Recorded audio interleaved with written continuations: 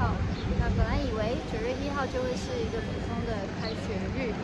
今天是星期天没有错，但是因为在以色列一周的第一天就是礼拜天，所以刚好9月1号就是开学的第一天。但是呢，一起床就看到一个很糟糕的新闻，就是有6个人质的尸体，在以色列军方在加萨 Rafah 这个地方的隧道，大概在地底下20公尺，也就是7层楼的深度的地方，就找到了6具以色列人质的尸体。这是10月7号的时候，哈马斯把他们从以色列国土这样子绑架到加萨去。那看到这新闻，真的是觉得很难过，很难过，很难过，很难过。特别是有一张脸，他是你们比较熟悉的，就是 Hirsch。他是7岁的时候移民来以色列，然后美国人和以色列人。然后他在10月7号那天，他们在音乐季，然后逃出来，然后在一个防空洞，车站旁边的防空洞，然后哈马斯就不断丢那个手榴弹进来，然后那个时候有一个很英雄的人物，他就是接了好像是6颗手榴弹吧，然后把它扔回去那样的。就是手榴弹，它被哈马斯恐怖分子丢进来，然后为了要拯救躲在那个防空洞里面的所有人，那就这个勇士他就把手榴弹拿起来，然后丢出去，但是第7次的时候失败，然后那个人就死了，然后剩下所有的人呢就被哈马斯就是要么是杀死，要么就是带去加萨。那 Hirsch 他就是其中一个人。那个时候爆炸，那他就是左手就是断掉，但是左手就是他的惯用手。那因为 Hirsch 他是在耶路撒冷长大的人，所以我们在耶路撒冷常常在公园就看到就是他的海报，或者是特别写说 Bring Hirsch back。所以我觉得就在耶路撒冷的人来说，就是都知道 Hirsch 这个人还在加萨，然后看到他父母常常上电视，然后就是呼吁他你要坚强，你必须要活下来，这是一个命令，你必须要活下来。然后就是有那种希望就觉得他一定会活下来，就是他会撑住。然后前几个月的时候，哈马斯就是利用他，然后做了一个就是宣传的影片，然后就是指控政府但是 Hirsch 的父母看到这个影片，他们至少就觉得说听到孩子的声音，看到他还活着，然后左手断掉，但就是至少活着，然后期待就是政府快点有一个谈判的结果，然后就可以就是把剩下的这107个人质带回来。那后来陆陆续续就发生，就是Noah 跟其他的人就是获救，然后前几天又有一个被毒因穆斯林，他是以色列人，但是你看以色列本来就是很多元很复杂的一个地方，它不是只有犹太人那以色列军方也没有因为对方他是穆斯林然后就不救没有因为他是以色列公民，就算他不是公民，他这次他被哈马斯绑架，他就是因为他跟以色列站在一起，然后所以被绑架。所以这其实就只是在证明一件事情，这个是价值观的问题哈马斯他们那边的人，他们并不是真的在为巴勒斯坦人民而战，他们的内部有很多很复杂的事情，很多的人民也是被哈马斯利用。就是说巴勒斯坦人然后对抗犹太人，然后这件事非黑即白，没有以色列光是你以色列人的定义里面就已经包含了穆斯林在里面。那所以虽然说打仗的是犹太人，但是以色列整体的国家它是包含穆斯林。像我坐在这里，你们应该都会看到，就是我后面有陆陆续续各式各样的人，有犹太人，有皮肤比较黑的犹太人，然后可能有包头巾的犹太人，有包头巾的穆斯林，各式各样的人。本来以色列就是这样的一个国家，那所以这个人质被救出来，一个是证明了以色列它是一个很多元的国家，然后再来证明了就是哈马斯他根本就是不分种族的在杀害他们认为站在以色列那边的人。那个人被救出来以后呢，就是真的很感动那个画面。那其他人质的家庭当然就是会心里有一个盼望，就是接下来继续救，把剩下的都救回来。就是如果没有一个谈判的话，至少把人质救回来。虽然等了这么久，只要人质救回来就好。但是人质没有救回来，即便说 IDF 他已经很小心的，就是不要去惊动到就是Rafah 那边的人，可是据说啦，就是哈马斯在以色列军方抵达的前一天，就把这些人质在地道里面全部都杀掉了6个人。那就是真的是很难过，很难过，就觉得哈马斯就是这么邪恶他根本就不是为了巴勒斯坦人而战啊，因为以色列他在5月的时候谈判一次关于人质的，那以色列这边已经同意，是哈马斯那边不同意啊。然后8月的时候就2个礼拜前又谈一次啊，然后就觉得说，已经快要有一个结果了，就是即便说它不会是一个好的对以色列有利的一个谈判，因为以色列怎么样他都输，可是至少人质回来了吧，就是可以很体会那些人质家庭的那种感受。可是哈马斯还是不要啊，因为哈马斯他从头到尾他就不是要人活下来，他从头到尾就是要让以色列在这个消耗战中，然后让媒体的导向越来越偏向哈马斯，越来越支持巴勒斯坦，然后不去分哈马斯做的对或错，然后开始就是全球的反犹主义上升，这是哈马斯期待的。然后我也觉得哈马斯他真的在这一年已经将近1年了嘛，我觉得哈马斯它真的是产生了很大的破坏，但是我觉得无论如何还是有盼望，因为神毕竟他允许了这件事情发生，人质差一点就可以救回来，然后前2次都有成功救回来，真的是神允许的话，那我相信最后的公义还是在神那边。那时间真的是越来越少了。为人质的家庭祷告，让他们在这个艰难的时刻，他们能够就是被安慰到，然后能够有从神来的盼望，然后也为以色列的军方祷告，让他们能够勇敢，然后有机智，能够去处理很多很危险、很困难的情况，因为他们真的是冒着生命危险去救人质，去打这场仗，然后也为以色列的政府祷告，让他们能够有智慧去谈判。然后去评估这场仗，那到底要怎么样打完，要怎么样，要打到什么样的阶段，然后就可以告一段落。那我前几天看了一个 Netflix 上面的一个纪录片，叫做《Spy Up》。那它第5、第6集就是在讲黑色星期六。如果你们不知道的话，就是其实1936年的时候，希特勒他上台，然后德国有了第1次的奥林匹克，他们是主办场，然后就很骄傲啊，德国的骄傲这样子。然后后来就发生第2次世界大战，以及600万犹太人被纳粹屠杀。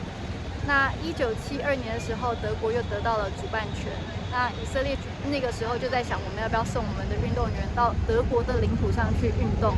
这很难接受嘛，就是也没有过很久的时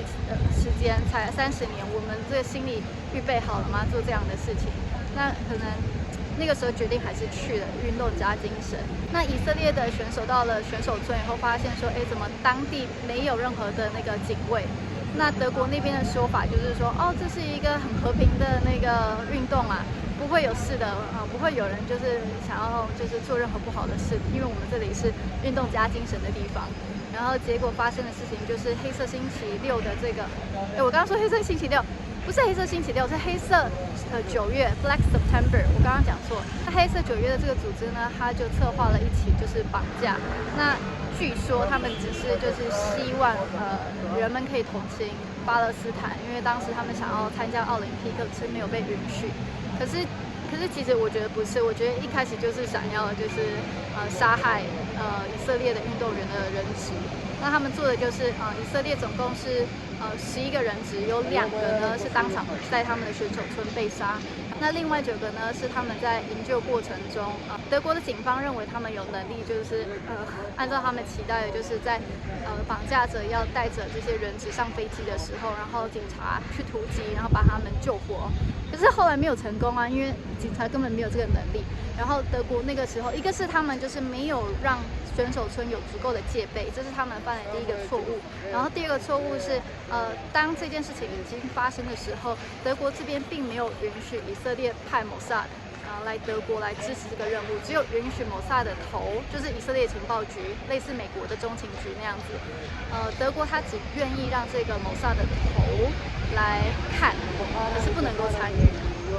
那其实德国的警方他们并没有这样的能力，可是他们不愿意接受帮助，然后也不愿意让以色列主导，然后最后以色列9个人质呢，就在这个过程中就被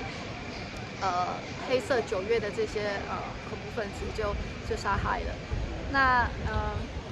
那个时候的以色列总理是 Golda Meir，它是以色列的铁娘子。之前我有采访过一个以色列教授，他叫做Mazzini，应该可以点这里可以去看。那他是当时格兰梅尔的发言人，那他有在这个纪录片里面出现过。那个时候格兰梅尔他做的事情呢，就是要把这个黑色9月的这些头啊，一个一个派谋萨去杀掉。以前他不愿意在欧洲国家或者是对以色列友好的国家出手，可是，在奥林匹克你杀以色列的选手，这是他没有办法接受的一个底线已经被踩爆了，所以他做的事情就是派谋萨出去。那谋萨他们就在很快的时间就把黑色9月的头就一个一个除掉。然后值得一谈的是，有一个人，他那个时候就是谋萨想要杀他，可是情报不够，然后就杀错人，然后后来谋萨就没有办法继续了，因为就是国际舆论很大。他们是在挪威做这件事情，然后挪威政府当然就是审判这些谋萨特工啊，因为你在我国家杀人，你不管是什么样动机或者是谁派你来，你这个就是犯罪。那所以他们就是不得不终止这个追杀黑色9月组织的这个领导者的行动。但是隔了6年，以色列新的总理是贝金上任了，他做的事情就是这笔账还是要算，就是等了这么久，就是晚算账还是不算晚，所以应该有一个成语可以讲这什么君子报仇10年不晚，所以他们是隔了6年以后报仇，然后还是把这个策划的那个时候就是阿拉法特他的助手啊，就把他就是除掉了。所以我要讲的就是，我觉得审判迟早会来的，就算是以色列他真的现在做一个看起来很不划算的一个妥协，但是之后我觉得一个是神还是会给他们机会，让这个审判，让这个公义能够来。如果不是从人来，那也会从神来。那最后我要讲的是，其实有很多关于以色列就是不实的指控，像是以色列在杀平民。那这个也就是哈马斯他散播出来的一个谣言，因为如果以色列真的要杀平民，我们现在已经是9月1号了，以色列一开始就杀了，就不需要拖这么久。以色列就是因为他有他的一个准则，不管他做什么，他都是有他的一个准则在，他并不是想要随便杀人他就杀人，但是。以色列他在回击这种恐怖行动的时候，他是要就是救人质嘛，然后再来就是消灭哈马斯。那个意思就是说，他必须要让哈马斯没有能力，也会不想要再做同样的事情。那这个东西在英文里面叫做 deterrence， 就是有点是威胁，就是吓人家的那个意思，让你不敢。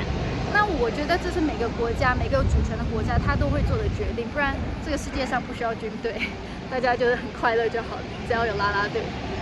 我们的世界不是这样啊，这样也不需要警察，警察也不用拿枪啊，拿水枪就好啊。所以我觉得我们的世界就是这么的不完美，需要有军队来保护我们。因为坏人真的是坏人，那不需要把坏人说成好人。哈马斯今天并不是只是对以色列的人质坏，他对他自己的人也坏，